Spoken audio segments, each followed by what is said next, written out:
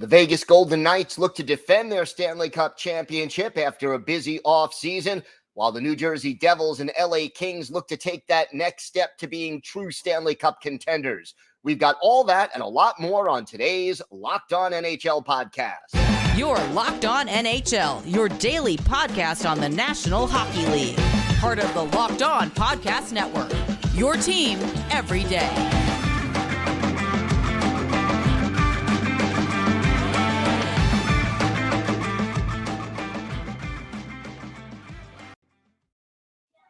And welcome, everybody, to the Monday edition of the Locked On NHL podcast, part of the Locked On Podcast Network, your team every day. I want to thank everyone who makes Locked On NHL your first listen every day. Don't forget to subscribe on YouTube or wherever you get your podcasts so you can get new episodes as soon as they drop. And you can also hear us now on SiriusXM on the SXM app.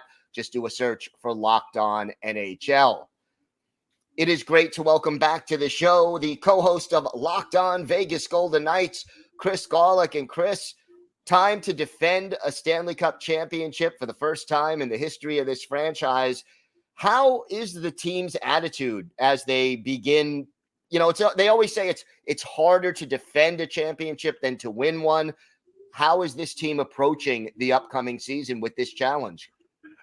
Their minds are in the right place. I'll certainly start by saying that. I've seen some of the players a few times throughout the offseason at various events and things like that. And, you know, they got the partying out of their system right after they won the Cup. I mean, it was videos and all the stuff happening up and down Las Vegas Boulevard. And those days have passed. You've watched all the Cup celebrations, the days with the Cup the players have had, and you haven't seen too many crazy moments. I think Jonathan Quick is the only one who had a shirtless photo out there in the media during his celebration. All the celebrations have been pretty subdued, and the players are ready to get back to work. They're coming back with pretty much the same team intact, less Riley Smith, most likely less Phil Kessel, full season of Ivan Barbashev on that top line with Eichel and Marchessault, and the turnover is relatively small, and the team is in position, health pending, to make another run. How about the goaltending situation? What is that looking like right now, and how is it going to be different than a year ago? The goaltending situation every year in Vegas is an adventure, and that started basically season one when we went from Marc-Andre Fleury to Malcolm Subban to Oscar Dansk to Manny Legacy all the way down to Dylan Ferguson, a 19-year-old prospect at the time. So, and then Robin Leonard enters the equation, and it's all history from there, I guess we can say. So, health pending. If Hill and Thompson are healthy, it's going to be great. You have two goaltenders who are capable of playing, you know, a good 40, 45, 50 games at a pretty high level. If the injuries start, though, there's concern. So last year, you knew Brossoit was going to be available if something had happened to Thompson and or Hill. Obviously, that did happen, and Brossoit got his time basically around February, January to get with the team and kind of get going a little bit. This year, the safety net as of today, right now, this moment, is Yuri Patera, the Henderson Silver Knights starting goalie who played all of 2 NHL games last season. 2 wins, but only 2 NHL games. So I'm concerned about the depth of the position if Thompson and or Hill go down. Same breath, we know Kelly McCrimmon has a backup plan and another backup plan, and he's already spending that Mark Stone LTIR money on someone. Don't worry about that. How about the offseason? What move impressed you the most, and what one concerns you the most as training camp is just around the corner? There hasn't been too many. I think the answer is the same move. Riley Smith leaving, it sucks. Call it what it is. Very beloved in this town, a model citizen of what every athlete should be in Vegas, the way they give back. He did such a good job with his annual softball game to raise so much money for the charity. Just very out there in the community, and hopefully someone on the team can take the reins with what he used to do in the community. I think he's still going to be active in the Vegas community, even though he's a member now of the Pittsburgh Penguins. Move that impressed me most, obviously, was locking up Ivan Barbashev for 4 or 5 years. I forgot what the deal was that he got. Barbashev was the missing link to that top line with Marchessault and Eichel. Enter Barbashev, Marchessault wins the Conn Smythe. Eichel leads all playoff players in scoring. It's not a coincidence that Barbashev was a part of that. If there's a move that concerned me, it's Aiden Hill at $4.9 million for 2 seasons. Yeah, but at least now you have some goaltending there available. If they're healthy, Hill. yes. If they're healthy, and that's always a big if. Obviously, when you win the Stanley Cup and you have a veteran team, there may not be a lot of room for prospects to come in and grab a spot in the lineup. But are there any players who you think have a good chance of making the VGK lineup this year? This is Vegas. We have no prospects. What are you talking about? No, there's a couple of players. So Pavel Dorofeyev he's above the prospect realm in the sense that he did play for 18 games last season, all down the stretch, 9 points, 7 of those being goals. So Dorofeyev is someone who is among Brett Howden, Michael Amadio, and Paul Cotter, 4 players kind of vying for 3 positions in the lineup. Once the season gets going, they're all going to get plenty of minutes and time, of course, but right now it's going to be a 4-horse race for 3 spots among those 3 players. Outside of that, really the only other prospect who, depending on how the season goes and injuries, is from the AHL level, Brendan Brisson. I want to say 37 points, 56 games, somewhere in that realm. Certainly the highest touted prospect that is the most NHL ready, at least on the forward side. On the defense, you got Keaton Korczak. He played a handful of games last season, and he's probably the next person up from Henderson or even possibly Braden Pahal, who did get some time, even played in a playoff game last season. So we do have some horses, no pun intended, with the Henderson Silver Knights. It's not as sexy as some of the other teams' prospect pools, but in Vegas, we don't have too much concern over the prospects. And I mean, you're looking at defending a Stanley Cup title here. I mean, how comfortable are you that this team can possibly repeat, and at least if they don't, go on a long playoff run this year? Health. I mean, as long as the health holds, the team should put up enough points to be top 2 in the division. I say should be enough. LA's done some work. They got Pierre-Luc Dubois. Seattle did a good job improving their blue line. Edmonton is still Edmonton as long as there's that McDavid and Draisaitl dude up there among everything else. If Edmonton can ever play defense and get goaltending, they could win 70 games, and it would take them 18 games to win a Stanley Cup. But unfortunately, they can never figure out what happens on the other side of the blue line. And thankfully for that, that's why the Golden Knights did win the Stanley Cup. So how comfortable? I mean, you look back at recent history, like you think it's hard to repeat, but what? Tampa, Pittsburgh, Detroit, I believe, not too long ago. I mean, you go really far back. I've mentioned your Islanders a bunch of times. I'll always give you an opportunity to get a plug for your four-peat there. So is it hard to repeat? Yes, but can it be done? Absolutely. Is it likely? As much as a homer as I would like to be, I would take the no, as far as if my only options are yes or no, will the Golden Knights repeat as Stanley Cup champions? All right. Taking the safe route, I see there, Chris. Chris, why don't you tell our viewers and our listeners where they could find the podcast and where they could find you on social media? Yeah, so I'm TD Chris G, TD like touchdown Chris G. I also write for Vegas Hockey now. I write about daily on there, maybe a couple articles a day going up. You can find Locked On Vegas Golden Knights, YouTube, anywhere you get your podcasts, and you can see what type of shenanigans that me and good old Tony Cordasco are up to these days. There's plenty, I promise. Always. Chris, always great to have you here. Thank you so much for joining us today. Thank you.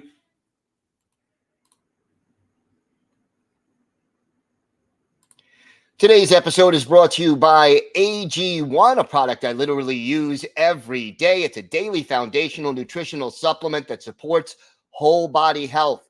I take AG1 before I leave my house for the day. It just gives me a better feeling of health and wellness and just makes me feel energized. And with AG1, you're getting 75 high-quality vitamins, minerals, whole food source superfoods, probiotics, and adaptogens to help you start your day right. This special blend of ingredients supports your gut health, nervous system, immune system, energy, recovery, focus, and aging, all of these things. So, if a comprehensive solution is what you need from your supplement routine, try AG1. You'll get a free 1-year supply of vitamin D and 5 free AG1 travel packs with your first purchase. Just go to drinkag1.com/NHL Network. That's drinkag1.com/NHL Network to check it out. The New Jersey Devils are now considered elite contenders for a Stanley Cup.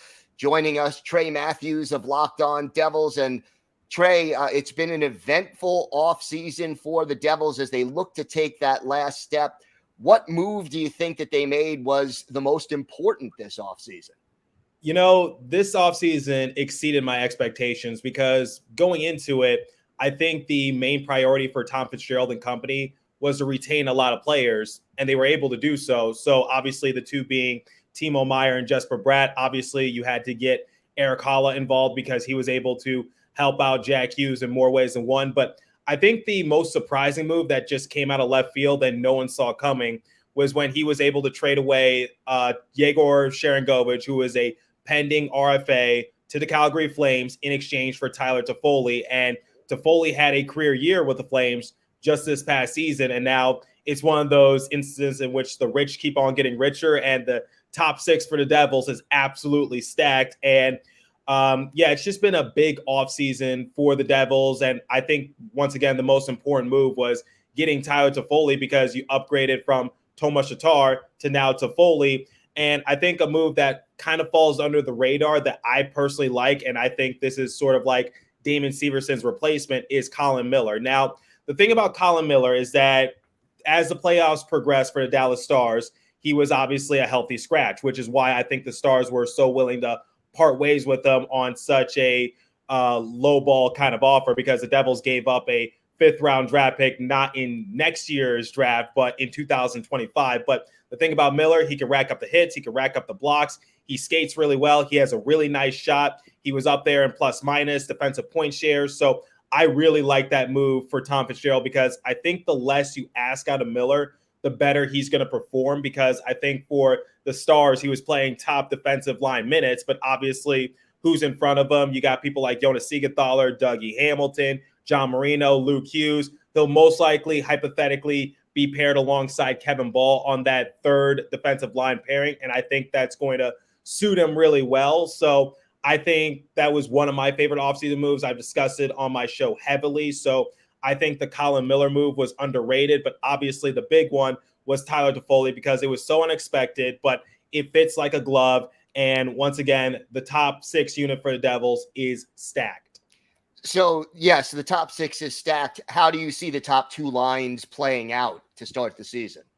So, according to Daily Faceoff, here's how they're projecting it to be. They have Timo Meier, Nico Hischier, and Dawson Mercer on the top line. Then on the second line, they have Jesper Bratt, Jack Hughes, and Tyler Toffoli. So I think the only adjustment I would personally make is you would switch Timo and Jesper. So I want Timo paired alongside Jack, and then Bratt could be paired alongside Hischier, because the thing about Meier is that he adds like a big body and he can sort of protect Jack Hughes in a sense. And we saw glimpses of it during the playoffs, which is if things get a little too hectic for Hughes, you can rely on Meier to be that big power forward near the net, because nobody's going to bully Meier in his big frame, or it's hard to do so, but he's able to just create shots for himself and others. And I think Hughes can really thrive on that. So I think that's how the top 6 unit will look for the most part for the Devils. Once again, the only adjustment I would make on the left wing side is that you would just switch Jesper to the top line with Nico,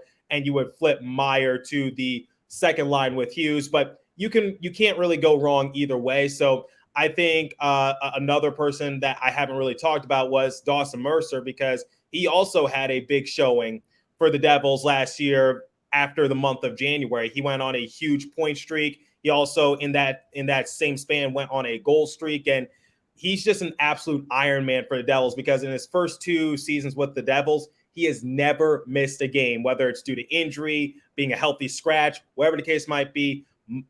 Mercer in his first 2 years with the Devils has suited up in all 82 games. Some people are a little bit concerned about the blue line in New Jersey. How do you feel about it right now? Honestly, I have high expectations for them because it's something I've been talking about on my show. You sort of get an offensive-minded player and a defensive-minded player paired alongside one another. So for the top defensive unit, it's Dougie Hamilton, Jonas Siegenthaler. Dougie will obviously focus more on the offensive side of things. He was actually ranked as one of the top 20 defensemen in the entire league by NHL Network. Jonas Siegenthaler falls under the radar, but he is certainly a lockdown defenseman. And then in Game 5 against Carolina Hurricanes, the only, I would say, silver lining in that elimination loss by the Devils was that we saw John Marino and Luke Hughes go to work. Hughes only had minimal experience at the NHL level, but he was still able to put his skill set on full display, joining in on the rush and just being that offensive, dynamic sort of defenseman for the Devils.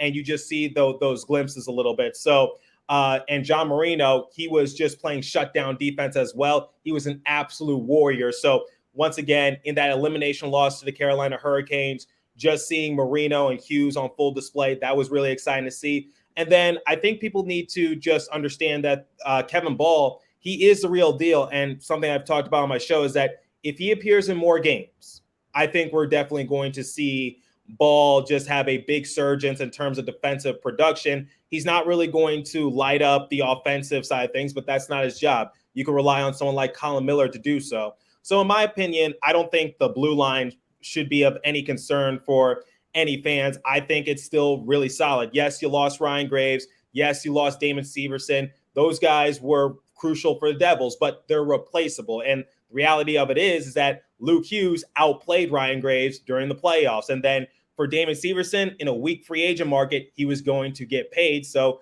Fitzgerald pulled off the second sign and trade in NHL history. And I think Severson's replacement, once again, is going to be Colin Miller. And you also have to factor in the possibility of Shimon the Mets making the opening night roster for the Devils. He had a good showing in Utica. I think he might be ready. There's no rush, but that's why you have some more depth added on the right-handed side in Colin Miller. Any other prospects you think might be ready to step in and at least get a long look in training camp this year? You know, I know he's not considered a prospect in the eyes of the NHL because he's appeared in a lot of games, but we need to look at Alexander Holtz. And the thing is like he's disappointed for the most part, but we're not ready to call him a bust quite yet, just because he's been thriving in Utica. He thrives on a national scale while representing Sweden. So that potential is still there. And I actually talked to someone who covers Utica Comets. His name is Ben Burnell. He writes for Daily Sentinel Sports. He says that the system for both Utica and New Jersey is quite similar, but the only difference is that the head coach for Utica, Kevin Dineen, he gives Alexander Holtz a much longer leash. And now Holtz is sort of the victim of the Devils' success because he goes from being one of the guys that's going to be having the team built around him to now just being like, you got to be like a role player. And now the Devils are leaving that porch light on for him on the third line, most likely, which is why I don't think Tomas Tatar is returning. It's because they want to give some of their young guys a chance to try to thrive. So it's not just Alexander Holtz. It could also be like Nolan Foote, Seamus Casey. I know he still has one more year at the University of Michigan. He's been generating a lot of excitement. Lenny Haminaho, he was also a big surprise during development camp. He was the Devils' first selection in this past year's draft. So my thing is like the Devils still have a lot of good prospects in their pipeline, and this is a good problem to have because they are now considered contenders.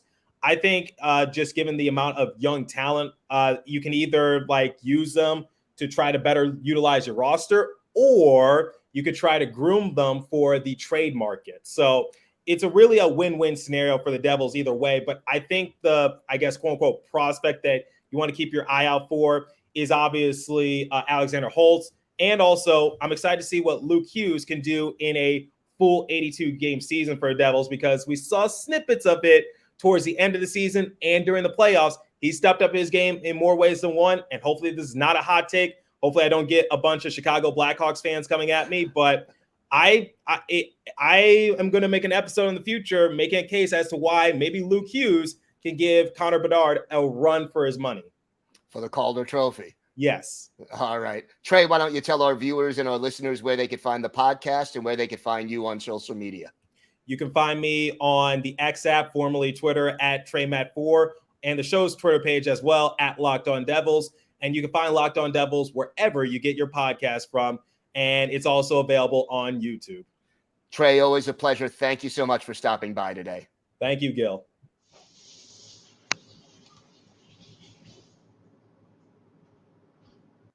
The LA Kings are a team looking to become an elite Stanley Cup contender. Eddie Garcia, the host of Locked On LA Kings, joins us to discuss the team's offseason. Eddie, your overall feeling about this offseason, do you think the team took a step forward?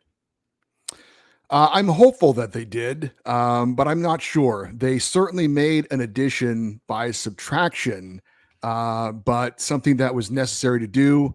The big trade obviously was, I would say, this side of the Erik Karlsson deal to Pittsburgh. The biggest trade this offseason was getting Pierre-Luc Dubois from the Winnipeg Jets. But to get him, they had to give up 3 players off their NHL roster plus a second-round pick. So they definitely paid a big price.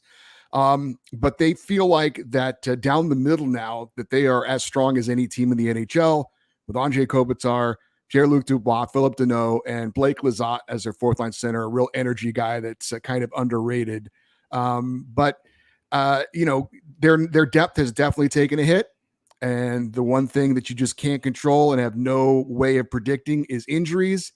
If this team, and look, injuries are always a big part of any success for any team, but in particular, a team like the Kings, because of the depth they've now lost, they're going to have to, if there's any significant injuries, they're going to have some difficult time plugging some holes. If it's somebody that's really important that misses a lot of time, they're going to have to really kind of tread water, hopefully get healthy and be healthy at the right time. But if they are, they do feel like they've made a significant move that is going to be a difference maker for the Kings, because the last 2 years, they've made it to the playoffs. Maybe 2 years ago, a little bit ahead of schedule. I think last year was kind of the target of get back in the playoffs. But they've lost to Edmonton in the first round twice. Edmonton is pretty much the same team, which we all think is going to be a good team. You've got the Stanley Cup champion Vegas Golden Knights in your division as well, who should still be a good team. Seattle, maybe an emerging power, not sure. But I think the Kings felt like they needed to do something bold, go out and change things up to make themselves better and not just be status quo and hope that they could get over the hump this time. So they did it with a pretty bold move in getting Pierre-Luc Dubois. So they're hopeful that this is going to be the thing that gets them out of the first round and hopefully beyond. But I like, as a fan, initially I was a little bit skeptical about it. I did a little bit more research on Pierre-Luc Dubois. I feel a little bit more comfortable about him now, although I'd heard all the things that a lot of people heard as well about him being a malcontent and a guy who has one foot out the door all the time. But his numbers have still been good. So if he plays this way, being unhappy, getting an 8-year deal and getting a huge contract to play in Los Angeles, arguably a better team than he's ever played on, maybe those numbers go up. Maybe he's a happy camper now, and maybe that's a factor. But I like the Kings being bold, making a move to try and get them over the top, rather than, well, let's just go with the same group again and see if we get a different result. Where do you see Dubois fitting into the lineup? Who do you think will be, if he's your second line center, who are his wingers? I think they're going to want to go with Victor Arvidsson and Kevin Fiala on the second line. It's a pretty strong second line. You could even argue maybe that's the de facto number one line. The top line will be Andrei Kopitar, Adrian Kempe, who's a 40-goal scorer and has emerged as a real star. And the other wing is a guy named Quinton Byfield, who people may be aware of as a guy who was the number 2 overall pick in 2020. Really high expectations. He hasn't hit those expectations numbers-wise at all. And when you look at the player that was drafted behind him, Tim Stützle, who's turned out to be one of the better players of the Ottawa Senators, a lot of Kings fans wringing their hands over, well, we should have got this guy. But Byfield just turned 21. He's still really young and raw. And I think a lot of people who are, I don't want to say in the know, because he may not work out, but a lot of people still feel like he may never be a Tim Stützle, but he can still be a really good NHL caliber player. They moved him to the wing last year. They put him on the top line, and the top line of Kopitar, Kempe, and Byfield. Kempe and Byfield had their best stretch of the season with Byfield on there playing with them. So some people are debating, was it just in spite of him or because of him? What was he really doing to help out? He kind of became more of a forechecker, kind of a guy to get in there and start the play, but he didn't really finish a lot of plays, but the other guys did. So it did seem like he had a positive effect on that top line. It looks like he'll be there again, and hopefully they can replicate what they did later in the season with Byfield going forward. How about the goaltending? How confident are you, and what do you see the roles being for each goaltender? I think I'm relatively confident, considering that going into this season, they're better off than they were last season. And of course, last year they made it all the way to the Stanley Cup playoffs, and we're pretty much in contention for that second, third spot in the Pacific all season long. But they have Cam Talbot, who came over from Ottawa a couple years ago, had a really strong season in Minnesota. They're hoping he can replicate those numbers on a bit of a better team with a better defensive unit in front of him. And then you've got Phoenix Copley, who saved the Kings season last year, a career AHL guy who got an opportunity through a couple other guys, Cal Peterson and Jonathan Quick, not getting the job done. And he ran with it. He did an amazing job. Now his numbers won't blow you out of the water, but he did what the Kings needed. He was making the saves that needed to be made. Is he spectacular? No. Is he going to rob a lot of guys of goals? No. But is he going to stop the shots he sees and be really just solid? Yes. And that was good enough for the Kings. His winning percentage, I believe, was second or third in the entire NHL, only to Linus Ullmark, who won the Vezina Trophy. So if stats are important and they tell part of the picture, but I think what is the greatest stat? It's winning. And they won with him. So I think Cam Talbot is going to be 1A. I think Phoenix Copley will be 1B.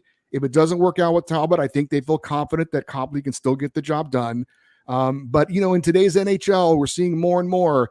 We're seeing more, I guess, less of the Igor Shesterkins and the Andre Vasilevskis. We're seeing more of a tandem in net. We're seeing 1A, 1B, guys sharing the net. And they're both older, veteran. I think 36 years old for Cam Talbot. So not much tread left on the tire, but I think there's still enough there that he can get the Kings where they want to be. This season, he's playing on a 1-year deal. So is Phoenix Copley. So they're also playing for another contract next year as well. There's that kind of motivation. So the goaltending for the Kings is not going to blow you away, but I do think it's better going into the season than it was last year. And also last year, the Kings were paying Cal Peterson and Jonathan Quick $10.5 million. They were the highest paid duo in the NHL. Now they're paying Cam Talbot and Phoenix Copley a little over 2.5 million, I think it is, around 2.5 million. So that's very reasonable. They went out and re-signed a defenseman, Vladislav Gavrikov, that they can help make it easier for the goaltenders. So that was a big factor as well. How about prospects? Any young players you think that will have a role on this team when the season gets underway? As Kings fans, we're all incredibly excited to see what defenseman Brenden Clark can do this year in the NHL. Very, very highly thought of prospect, a guy who gives you something on the blue line offensively, which the Kings don't have a lot of those guys. So we're excited about that.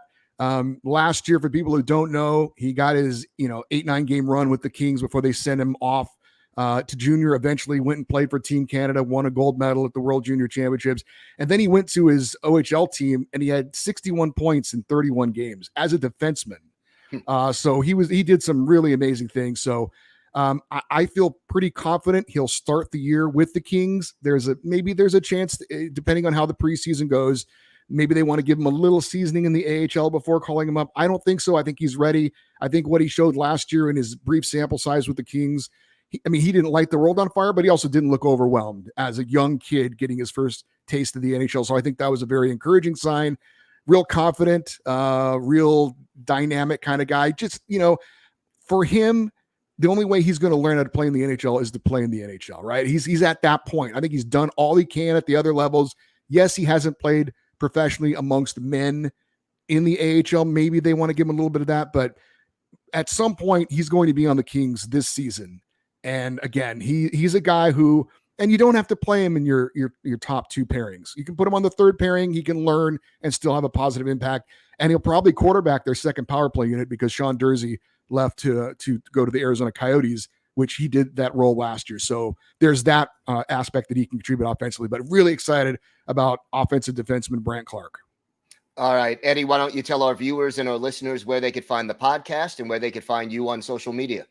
It's obviously Locked on LA Kings. I don't know what the other shows are doing, but we're returning to our 5 days a week starting today on Monday. So we're excited about that. Obviously covering everything involving the LA Kings podcast, YouTube at Locked on LA Kings on Instagram and on Twitter or X or whatever we're calling it these days. And if anybody wants to follow me personally, I'm at Eddie on Fox on Twitter. Eddie, thanks so much for joining us. Always a pleasure to have you here. I enjoyed it. Thanks, Gil. Looking forward to the season. All right, I want to thank my guest, Chris Gawlik of Locked On Vegas Golden Knights, Trey Matthews of Locked On New Jersey Devils, and Eddie Garcia of Locked On LA Kings for joining us today. I want to thank you all for making Locked On NHL your first listen every day. Every day, there is no off season here on Locked On NHL. We are here every Monday through Friday to bring you the biggest stories from around the National Hockey League. I'm Gil Martin. I host the Monday edition of Locked On NHL, and I co-host the Friday edition along with Rachel Donner. Wishing everyone in the States here a very happy Labor Day weekend and Labor Day holiday. Have a safe holiday and enjoy it. And thanks for listening and watching the Locked On NHL podcast.